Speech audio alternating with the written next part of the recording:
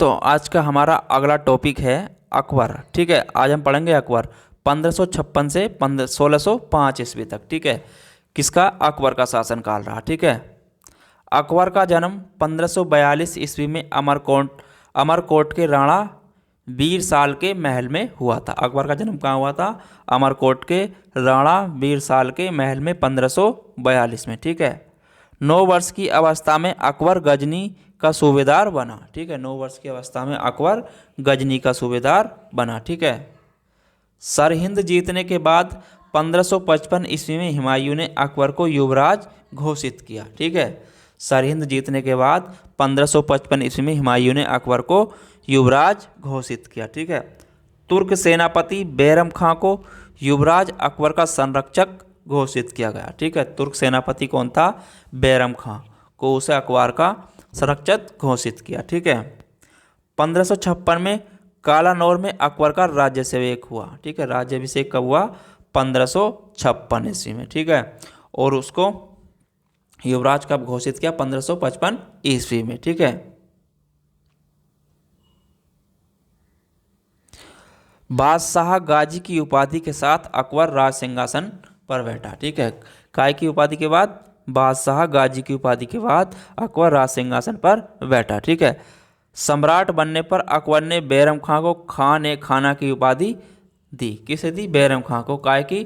खान ए खाना की। ठीक है, बैरम खां 1556 से 1560 ईस्वी तक अकबर का संरक्षक रहा। कब तक? 1556 से 1560 ईस्वी तक। ठीक है, अकबर के कुछ महत्वपूर्ण कार्य, ठीक है, कब हुए? ठीक है, उन्हें देख लेते हैं। 1562 ईस्वी में उसने दास प्रथा का अंत किया। कब? 1562 ईस्वी में। 1563 ईस्वी में तीर्थ यात्रा पर कर समाप्त किया। ठीक है, 1563 ईस्वी में।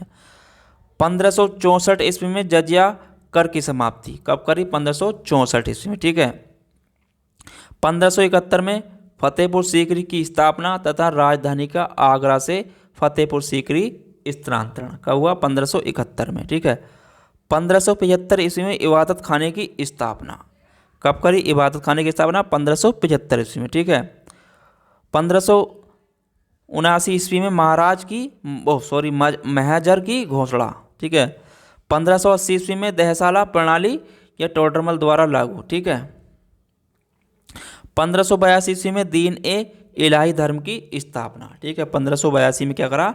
दीन ए इलाही धर्म की स्थापना। ठीक है,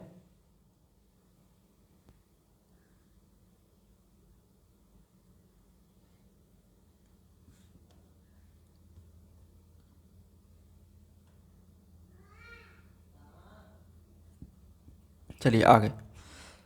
हेमू सूर शासक आदिल शाह का प्रधानमंत्री था। हेमू क्या था? सूर शासक आदिल शाह का प्रधानमंत्री था। उसे 24 युद्धों में से 22 युद्ध जीतने का श्रेय प्राप्त था। ठीक है, आदिल शाह ने हेमू को विक्रमादित्य की उपाधि दी थी। ठीक है, आदिल शाह ने हेमू को विक्रमादित्य की उपाधि दी थी। ठीक है, पानीपत का दूसरा युद्ध। पानीपत का दूसरा युद्ध किसके बीच हुआ था? 5 नवंबर 1556 को हेमू और बैरम खां के बीच। ठीक है, किसके बीच हुआ था? हेमू और बैरम खां के बीच। ठीक है, इस युद्ध में हेमू की पराजय हुई। किसकी? हेमू की पराजय हुई। कौन से में? पानीपत का दूसरा युद्ध। ठीक है, हेमू और बैरम खां के बीच हुआ था। ठीक है, अकबर के प्रधानमंत्री अतग्गा खान की हत्या के आरोप में माहम अनंगा के पुत्र आदम खां को 1562 में अकबर ने स्वयं मारा था। ठीक है, किसे? आदम खां को। ठीक है, अकबर ने अपनी धार्मिक उदारता के अंतर्गत 1562 में दास प्रथा, 1563 में तीर्थ यात्रा कर तथा 1564 में जजिया कर समाप्त कर दिया था। ठीक है, वर्ष 1573 में अकबर ने घोड़े दागने की प्रथा का पुनः प्रचलन किया, जिससे सेनापति को अपने घोड़े न बदल सकें। ठीक है, जिससे सेनापति अपने घोड़े न बदल सकें। ठीक है, अकबर ने 1574 से 75 ईस्वी में मनसबदारी व्यवस्था के आधार पर सैनिक संगठित व्यवस्था दशमलव प्रणाली पर आधारित थी। ठीक है, मनसबदारी व्यवस्था के आधार पर सैनिक संगठित यह व्यवस्था काय पर थी? दशमलव प्रणाली पर आधारित थी। ठीक है, मुगल वंशधारी व्यवस्था के मध्य एशिया से ली गई थी। ठीक है, यह व्यवस्था उसने अपने शासनकाल के 11वें वर्ष में प्रारंभ करी थी। ठीक है, कब करी थी? 11वें वर्ष में। ठीक है, 1575 ईस्वी में अकबर ने इबादत खाने की स्थापना फतेहपुर सीकरी में करवाई थी। कहाँ पर करवाई थी इबादत खाने की स्थापना? फतेहपुर सीकरी में। ठीक है, हल्दी घाटी का प्रसिद्ध युद्ध, हल्दी घाटी का युद्ध हुआ था 1576 में। किसके बीच हुआ था? अकबर एवं महाराणा प्रताप के बीच। ठीक है, किसके बीच हुआ था? अकबर और महाराणा प्रताप के बीच। ठीक है, इसमें महाराणा प्रताप की क्या हुई? हार हुई। किसकी? महाराणा प्रताप की हार हुई। ठीक है, फतेहपुर सीकरी में स्थित इबादत खाने को वर्ष 1578 में अकबर ने सभी धर्म वालियों के लिए खोला था। ठीक है, सभी धर्म वालियों के लिए खोला था। ठीक है, अकबर के काल में फतेहपुर सीकरी और आगरा पहुंचने वाला प्रथम अंग्रेज व्यापारी राल्फ फिंच था। कौन था? अकबर के शासनकाल में आगरा पहुंचने वाला राल्फ फिंच था। ठीक है, अंग्रेज व्यापारी। ठीक है, अकबर ने 1582 में दीन ए इलाही की स्थापना करी। ठीक है, अकबर ने वर्ष 1582 में काय की स्थापना करी? दीन ए इलाही की। ठीक है, दीन ए इलाही का पुरोहित अबुल फजल था। कौन था? अबुल फजल। ठीक है, हिंदू राजाओं में बीरबल ने दीन ए इलाही को स्वीकार किया। ठीक है, हिंदू राजाओं में बीरबल ने केवल दीन ए इलाही को स्वीकार किया। ठीक है,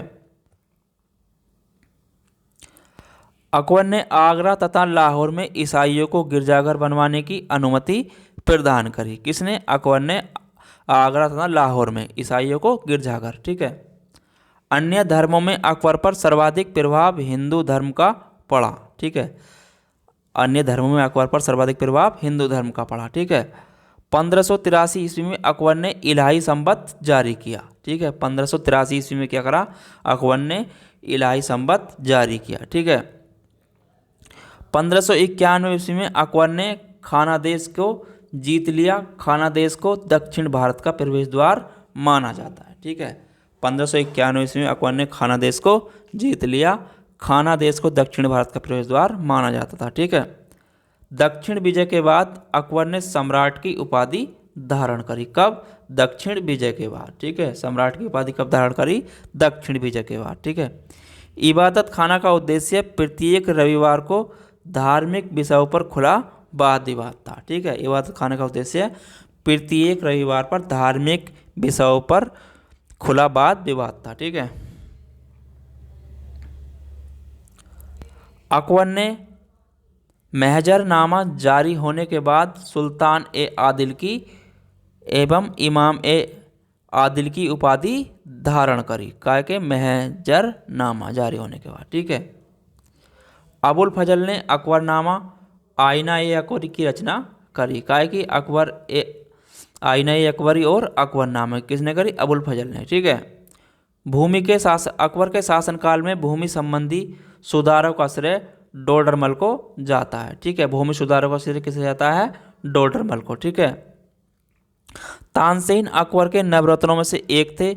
उनका जन्म ग्वालियर में हुआ था। तानसेन का जन्म कहाँ हुआ था? ग्वालियर में। ठीक है, ध्रुपद गायन शैली का विकास तानसेन के समय ही हुआ था। ठीक है, ध्रुपद गायन शैली का विकास। ठीक है, बैरम खां के पुत्र अब्दुल रहीम खान खाना कवि तथा विद्वान थे। ठीक है, बैरम खां के पुत्र अब्दुल रहीम खान खाना कवि तथा विद्वान थे। ठीक है, अकबर का दरबारी राजकवि कौन था? फैजी। राजकवि कौन था? फैजी। किसका? अकबर का। ठीक है,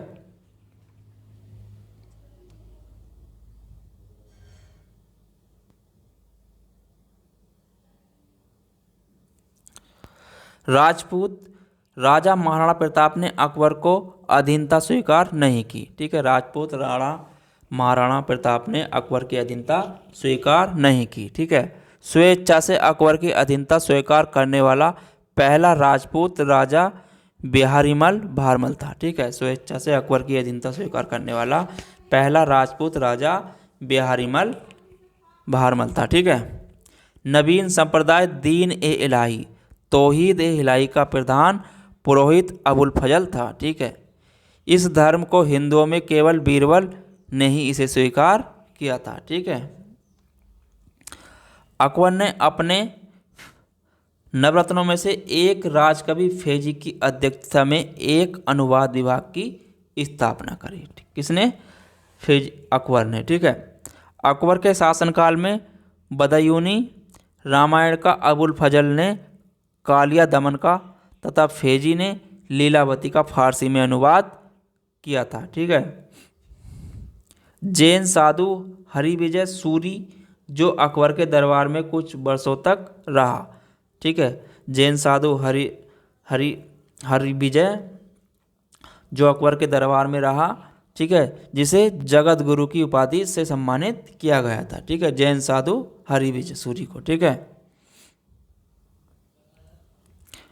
मुगल चित्रकला की प्रथम कृति का नाम दास्तान ए अमीर हमजा था। ठीक है। मुगल चित्रकला की प्रथम कृति का नाम क्या था? दास्तान ए अमीर हमजा। ठीक है। बसावन को अकबर के समय का सर्वोत्कृष्ट चित्रकार माना जाता है। ठीक है। किसे? बसावन को। ठीक है। अकबर के समय में प्रथम बार भित्ति चित्रकारी आरंभ हुई। ठीक है। कब हुई? भित्ति चित्रकारी अकबर के समय में। ठीक है। अकबर ने धार्मिक सहिष्णुता की नीति को अपनाया जिसे सुलह ए कुल कहा जाता है। ठीक है। क्या कहा जाता है? सुलह ए कुल। ठीक है। अब बात करें अकबर के नवरत्न के बारे में। ठीक है। अकबर के नवरत्न मानसिंह फैजी, मानसिंह, डोडरमल, हकीम हुकाम, अब्दुल रहीम खान खाना, अबुल फजल, फैजी, मुल्ला दो प्याजा, बीरबल, तानसेन। ठीक है। ये अकबर के नवरत्न थे। ठीक है। अकबर के शासनकाल में साम्राज्य कई प्रांतों में विभाजित था जिन्हें सूबा कहा जाता था। क्या कहा जाता? सूबा। ठीक है।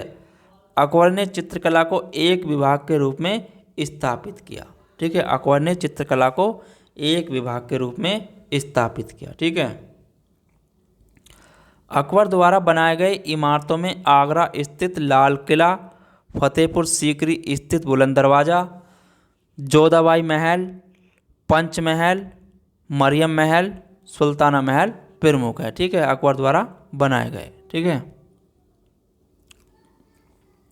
बुलंद दरवाज़ा भारत का सर्वाधिक बड़ा दरवाज़ा है। ठीक है। बुलंद दरवाज़ा क्या है?